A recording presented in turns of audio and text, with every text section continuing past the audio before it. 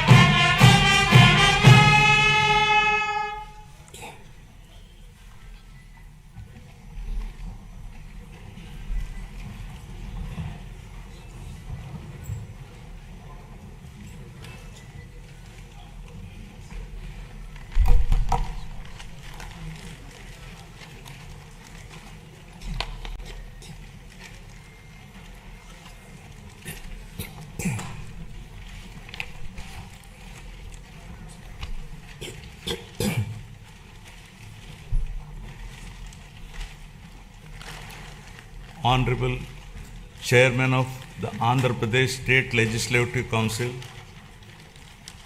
Honorable Speaker of Andhra Pradesh Legislative Assembly, and Honorable members of this August Legislature, it's my honor and privilege to address this joint session of the Legislature on the occasion of the budget session for the year 2026-27. The state of Andhra Pradesh has witnessed significant transitions since its bifurcation in 2014. The government that assumed office that year was confronted with unprecedented challenges, including state reorganization, division of assets, loss of urban conglomeration and the capital city, infrastructure deficits, and an agricultural dominant economic base. Despite limited resources, concerted efforts were made to stabilize finances, improve connectivity, rebuild institutions, and lay the groundwork for long-term development. However, the change in governance in 2019 disrupted this momentum. Systemic governance failures emerged, growth stalled, financial stress intensified, institutions destroyed, total anarchy with breakdown of law and order, arbitrary restrictions placed through misuse of Section 22A, and key sectors such as infrastructure, power, irrigation suffered serious setbacks.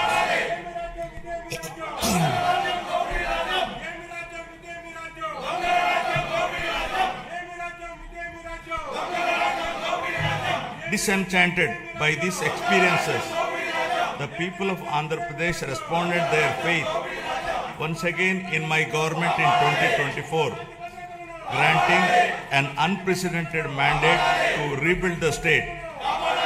The decisive verdict of electing National Democratic Alliance government reflects their deep trust and confidence in the leadership of Honorable Chief Minister Sri Nara Chandrababu Naidu Garu, the committed partnership of Sri Pawan Kalyan Garu, Honorable Deputy Chief Minister, and the continued guidance and support of Honorable Prime Minister of India, Sri Narendra Modi Garu. Over the last 19 months, my government has followed a calibrated path from revival towards ascendance. Immediately after assuming office, an interim finance plan was placed to stabilize governance and address urgent obligations. This was followed by our first budget, prepared within a short span, which focused on delivering Super 6 and other welfare measures and restarting development activity. Over the next 9 months, corrections were made in policies, system, and expenditure priorities. We then presented a full year budget anchored in a long-term vision. Today, governance has moved beyond revival with welfare, development, and governance aligned to future-ready models. Upon assuming office, my government placed transparency at the forefront by releasing 7 white papers that objectively documented and thereby made common citizen understand the misgovernance in public finances, derailment of the Polavaram project, destruction of the power sector, misappropriation of natural resources, criminal excise policies, deterioration in law and order, and the misguided 3 capital proposal with an aim of destroying futuristic Amaravati that stalled the state's overall progress. By openly acknowledging the problems, my government demonstrated transparency and seriousness of intent. Rather than treating them as standalone reports, government viewed these papers as a starting point for course corrections.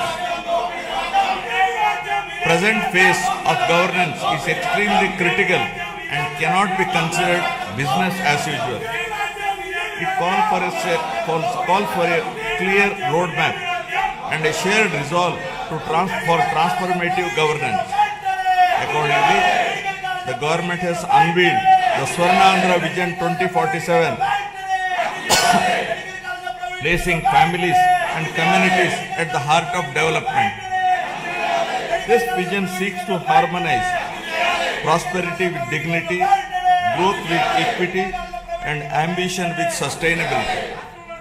It is in this transformative journey, the state draws inspiration from the timeless wisdom of our civilizational heritage, reflected in the Pavamana mantra from the Brahadakaranyaka Upanishad, Asatoma Sadgamaya, Asatoma Sadgamaya, Tamosoma Jyotirgamaya, Mrityorma Amritagamaya. Building on this spirit of course correction, my government has articulated the Padi Sutralu as guiding principles for governance, designed to balance welfare with development and to create a virtuous circle where economic growth through sustained investments generates wealth that strengthens social well-being and social empowerment fuels sustained progress. These principles serve as a moral and administrative compass, placing people at the center of policy while ensuring fiscal prudence, institutional integrity, and long-term sustainability. To translate vision into action, a dedicated mission framework has been initiated, operating with